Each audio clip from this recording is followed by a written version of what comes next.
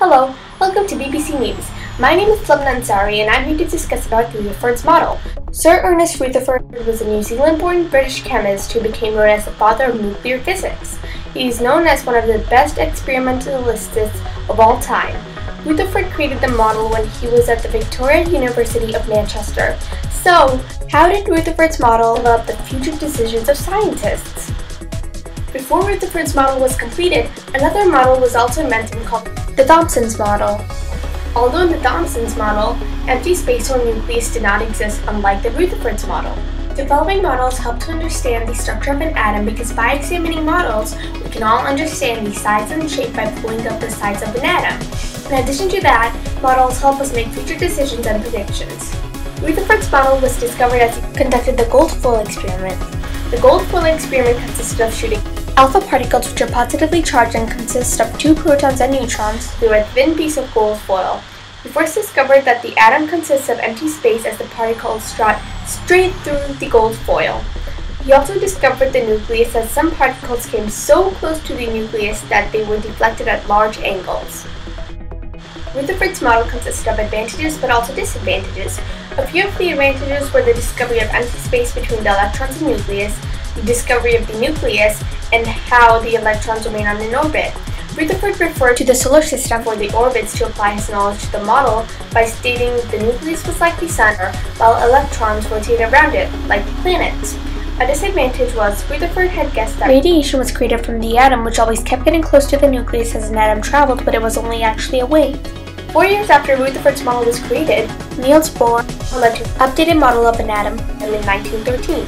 The changes that occurred in this model was how the energy of an atom changes when it absorbs or emits light.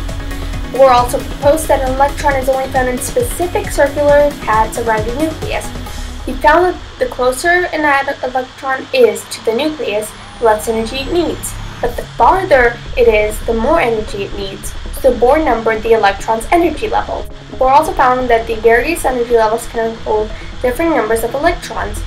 Energy level 1 may hold up to 2 electrons, energy level 2 may hold up to 8 electrons, and so on. What remained the same in Bohr's model, which was already included in Rutherford's model, was the nucleus, space, and similar orbiting situations for the electrons. Also, the Thomson's model was invented before the Rutherford's model, but lacked empty space and the nucleus. Although what remains the same in Rutherford's model that remained the same in Thomson's model is the negatively charged electron. The importance of the advantages of Rutherford's model are extremely significant. By using the knowledge from the disadvantages and advantages, we can simply get answers to other questions like, why are some alpha particles deflected at a large angle when being pushed? The advantages can lead to many great discoveries and solutions to problems. Although the disadvantages in a model can also make the solutions of problems not too accurate. For instance, if we knew about the energy levels earlier, which was invented by Bohr, this will lead to a much clearer understanding of chemistry.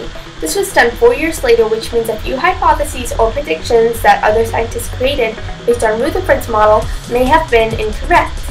The discovery of energy levels also opened the door to quantum mechanics, which could be used a lot to find out about the atom in depth. Rutherford's model allowed scientists to understand the behavior of the functions in an atom and to create atomic bombs. Later on, militaries, terrorists, and armies started using atomic bombs for their benefits. For instance, the American military placed an atomic bomb in Hiroshima while World War II occurred.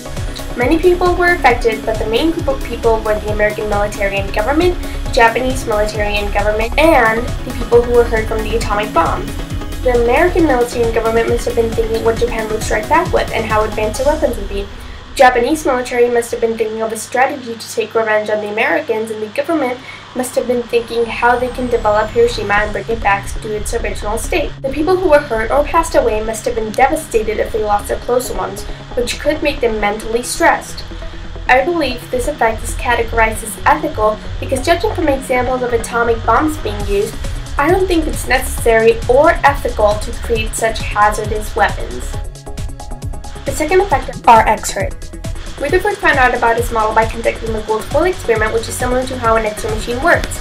Inside the machine is an X-ray tube. An electron gun inside the tube shoots high-energy electrons at a target made of heavy atoms. Just like how in the gold foil experiment, alpha particles are shot at the gold foil. X-rays come out because of an atomic process induced by the energetic electron shot at the target. When alpha particles were shot at the gold foil, it didn't use as much energy as in the electron gun in the X-ray machine, which is why a few particles were deflected at a large angle. Although in an X-ray machine, most particles deflect at a large angle because particles come too close to the nucleus as the electron gun is shot with much energy. The stakeholders are often doctors, professors, or injured patients. By using an X-ray machine, doctors can get a closer look inside the injured patient. By doing this, doctors can discover new injuries or diseases. Professors and doctors together can also be prepared by finding out a cure and symptoms for the injuries or diseases. The injured patient can also get better if the doctor gives the right cure. In 2009, there were 2 million broken bones in India which were cured successfully because of the use of X-ray machines stated by the United World College. I believe this effect is categorized as social or health because it improves the social life and health of many others in the world. When developing a model, there are many positive and negative effects. A few of the positive effects are it can blow up the size of an atom so scientists can analyze the atom even more carefully. Also, when words can successfully describe an atom, sketching, drawing, and even sculpting comes in handy. A model also predicts how an object can behave. Also, in cases where things are too huge or small in scale, it's hard for scientists to study. For instance, it may be easier to study an atom from a model rather than trying to somehow see the atom with your own eyes, which is technically impossible. The disadvantages of a model is they always change over time because they are based on the current state of scientific knowledge. Another disadvantage is most models are not according to the accurate scale. Instead, their original scale is only a prediction. Also, scientific models have limitations and are simplified to explain concepts. Some could be oversimplified that the system might not hold true under all circumstances. This is why positive and negative effects of a model are extremely significant, because positive effects tend to improve on the model, although the negative effects make the model degraded after a specific amount of time. This can affect many predictions significantly. This is it for now. Thank you for watching BBC News and see you next time.